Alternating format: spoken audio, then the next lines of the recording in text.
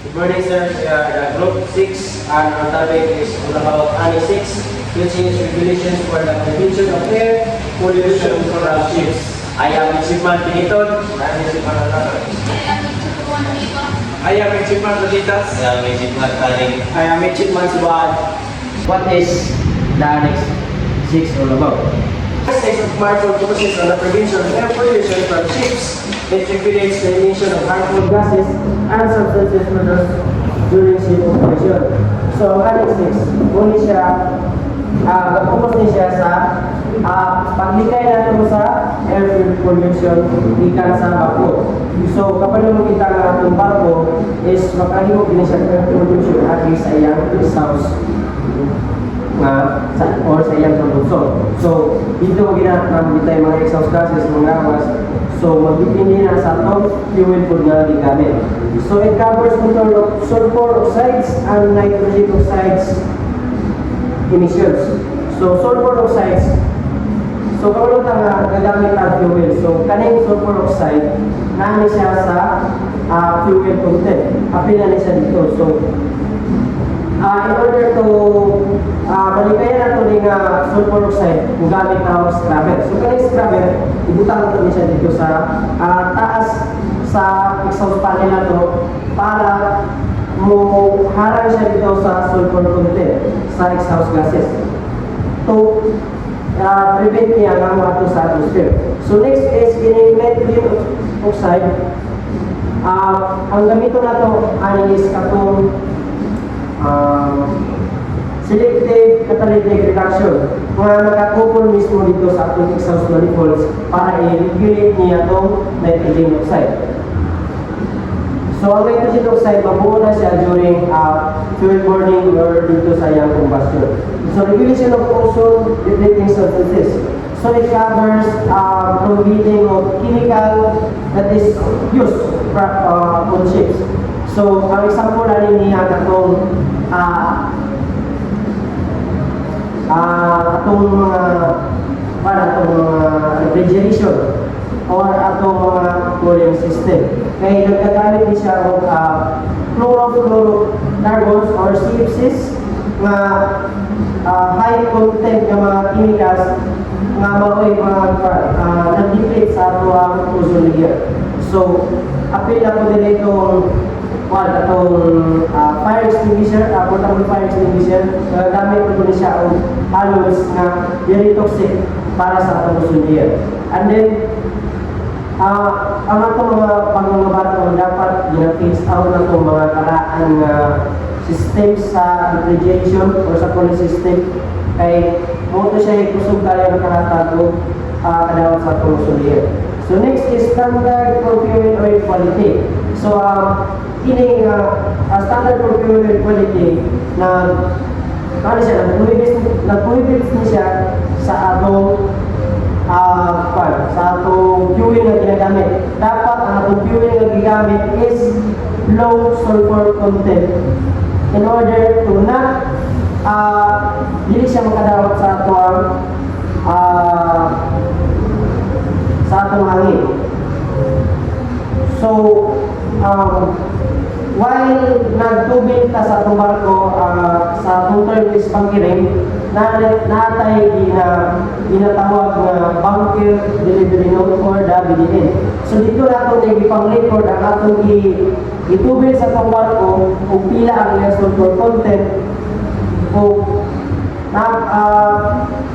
paano ba siya harmful ba rin content sa fuel sa atong environment. So kanina bunker delivery note, ina-check ni sa permit kung ang imong barko is nakapasar ba sa compliance. Kung hindi ka makapasar, hindi ka makalarga or mapali mo barko like mahol. So, control of shipboard incineration. Control of shipboard incineration, kapag ang atong barko is nata incinerator. So, ang atong incinerator dito natin yung pagsulog ng atong mga sludge nato, atong mga basura. So, wala man tagi yung nga bawal kita magsunog, kinaaman ang equipment, so pwede na kita magsunog, pero ginaprohibit dito ang pagsunog sa PVC. Kaya ang PVC is like high content di kayo ang yang pagdala yang smoke nga which is makadawat kayo sa tuwang hangin. So next is reduction of volatile organic compounds. So kani siya is reduction of volatile organic compounds. So volatile organic compounds kato ni siya bangkiring gyapon siya. So i-prevent nato nga mas-spill atong kuan atong itubig sa itong barko kay once kung mahangin na siya it will evaporate and masagol siya sa hangin. So pag sabon niya sa hangin dito na rin siya masagol sa itong clouds which is magkagawa siya acid rain. And then dili lang kay kaning fluid ang atong i-kuan mo gani which is pwede po siya magkakuan sa other chemical nga harmful sa atong hangin. So pwede i-prevent din nato siya madili siya mausik like ug naa lain kabutan dala sunanan dapat kakuban gid siya para dili siya maigong hangin and then dili siya ma-evaporate masagol sa hangin. So Annex 6 also establishes emission control areas where stricter emission limits are implemented to further protect sensitive environment. So ang Annex 6 is nag-prohibit na yung mga area na nag-prohibit just like the North Sea or Baltic Sea where the roads are much tougher. Like kani nga mga area is nag-prohibit din siya itong mga barko nga contributor sa ato toxic ng mga gases. So pag makaani ka din ng mga lugar dapat imong barko is naka-comply siya sa atong compliance like na sa katong bunker delivery note, na sa scrubber, na tanan ang mga ipagpangayo sa atuang sa atong rules sa maritime industry. So We're going to report about the purpose of the Annex 6. And the purpose of Annex 6 is to minimize air pollution from ships and reduce its impact on the environment and human health. It aims to ensure that maritime transport remains environmentally sustainable. Its main objectives are reduce harmful emissions that contribute to air pollution. Ang purpose sa Annex 6 is para ma-reduce ang harm sa kanto sa air pollution. Like example mga kanang aso bitaw nga dili lang mayo itong nakayo na kay para sa mga ato sa dili bitaw madawat ang ato nga ozone layer. To prevent damage to the ozone layer sama sa mga tingog ganyan ang prevent sa ozone layer madawat. Okay, to replace the contribution of shipping to climate change. To improve air quality in coastal and port areas. Importante din para ang mga tao na nagpuyo sa dagat, pantalan o syudad, dili sila mapiktuhan sa baho o ugaw sa aso, gikan sa mga barko. The next is to protect marine and terrestrial ecosystem. Ang protektahan din lang sa yuta, kundi pati na rin sa kuan, mga buhay sa dagat o mga o mga kuan, gikan sa kadaot na dala sa pollution. Ethics also promotes the use of cleaner technologies and alternative fuels in the shipping industry. Ang Annex 6 kay balaod para limpyo ang hangin, luwas mga tao, ug maluwas mga atong planeta. That's all. I am Richard Magdalene, discuss about the requirements in complying with Annex 6. Use of fuel with low sulfur content as specified by regulation. So, gamit o kanang fuel oil with low sulfur content para mabawasan ang air pollution. So, if paano mo high fuel oil, high sulfur content ng fuel oil ay pwede na siya maka-affect sa ng air pollution and also sa earth atmosphere. So, ito. Next, installation of emission control technologies such as exhaust gas cleaning system. So, scrubbers. So, ang barko dapat ay gamit ang barko ng scrubber para sa balik. Paggamit sa scrubbers para ma-review ang aso nga gawa sa barko. So, muna siya ang scrubbers. Okay. Remove sulfur oxide. Next, proper management and provision of ozone depleting substance on board. So, para siya para iwasan ang paggamit o pag-leak ng harmful chemicals on board. Next is keeping records such as bunker delivery notes and emission-related documentation. So, muna siya ang mga record book para sa delivery ay bunker delivery notes. So, muna siya ang bunker delivery notes. Okay. Then, kani ang muna siya ang ozone depleting substance record book. Then next is compliance with NOx or nitrogen oxide emission limits for marine diesel engines. So there are tier 3. So the tier 1 is the old standard. Ito ni siya mga barko nga gikan sa year 2000 to 2011. So kung ni siya katong mga like ang gamiton nila pag-adjust sa fuel is mano-mano.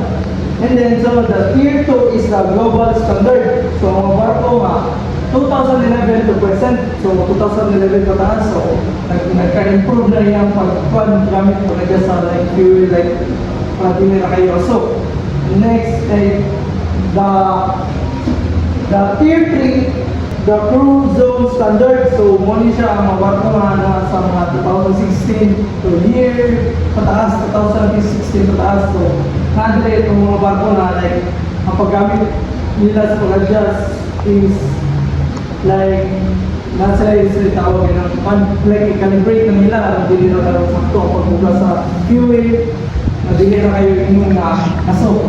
Control how ship burns waste to prevent toxic smoke. So never burn carbon residues like oils and chemicals, and also the heavy metals like batteries or like bulbs or like bulbs sa barko. So hindi siya pwede sunugon. So parang gani, like dito rin siya ipon sa mga storage, no? Next is maintenance of engine efficiency and emission reducing system. So to keep ship maintenance, we need to check the fuel injection to avoid black smoke. So kani siya maggamit ang SCR. So ang tawag na ng SCR is selective catalytic reduction. So nadali. Pero muna gamiton para to avoid black smoke. A selective catalytic reduction system is used on ships to reduce nitrogen oxide emissions. Then next is possession of a valid International Air Pollution Prevention or IAPP certificate.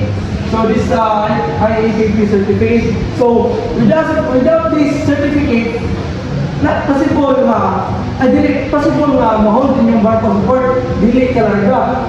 So ang main reason or sa IAPP is to prove that the ship complies with air pollution regulations. So ang naman IAPP, nagpapatuod siya na yung barko i-comply sa regulations. So, ano siya? IAPP. So I am the last reporter and I'm with Chief Mansubaan. So my topic is what will happen if Annex is not followed. So failure to comply with Annex 6 regulation can result in serious consequences, including there are many consequences if Annex 6 is not being followed.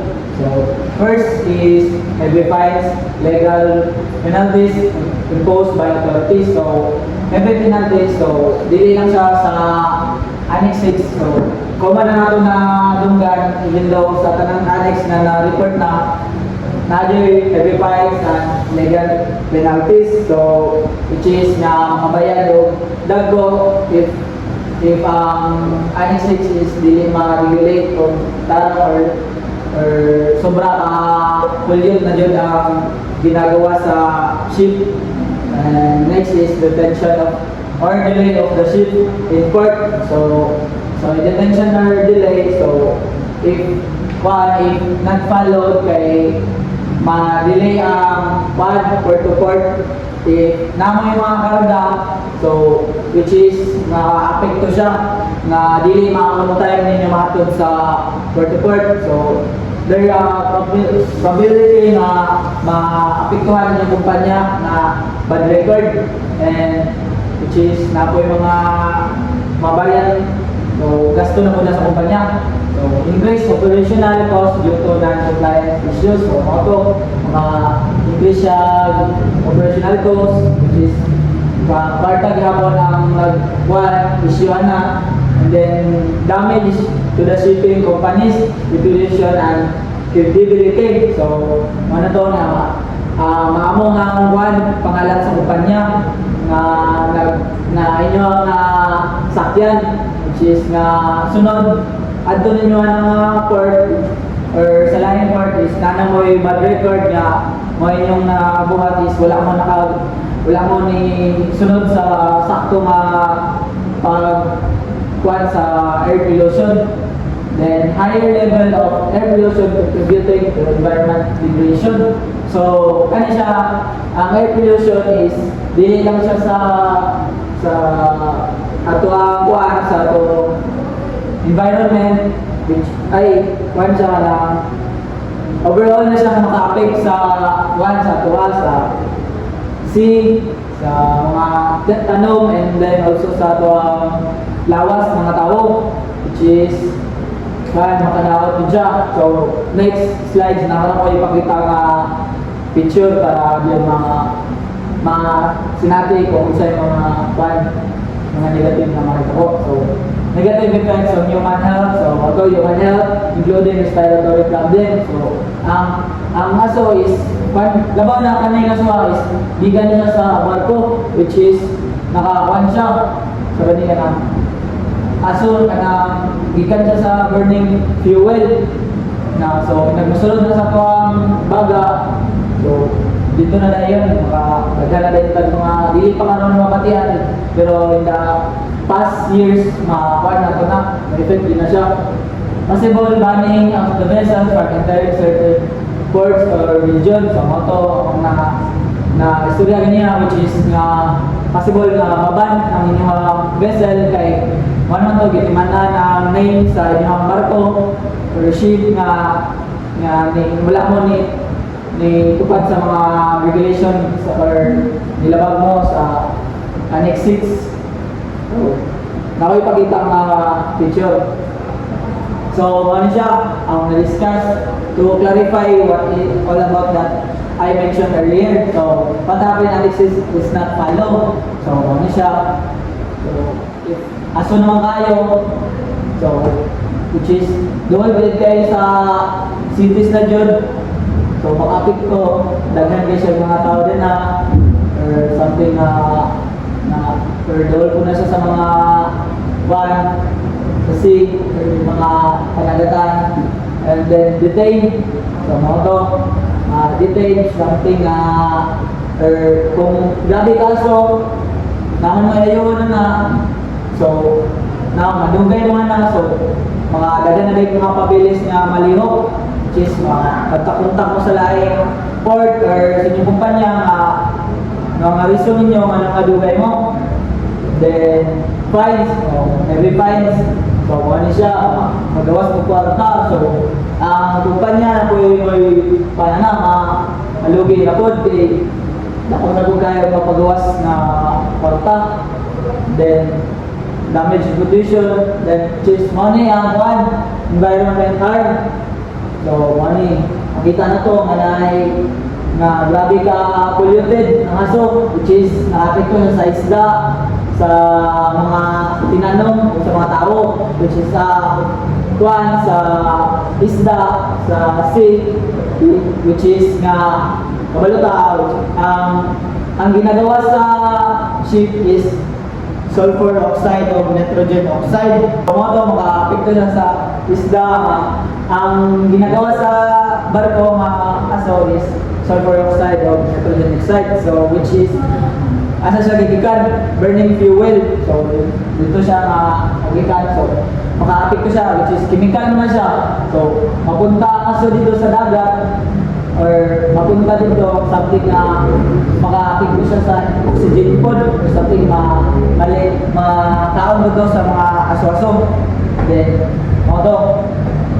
which is pwede mo siya acid rain gikan sa Amazon na padulong dito sa mga clouds ibagsak sa mga sea.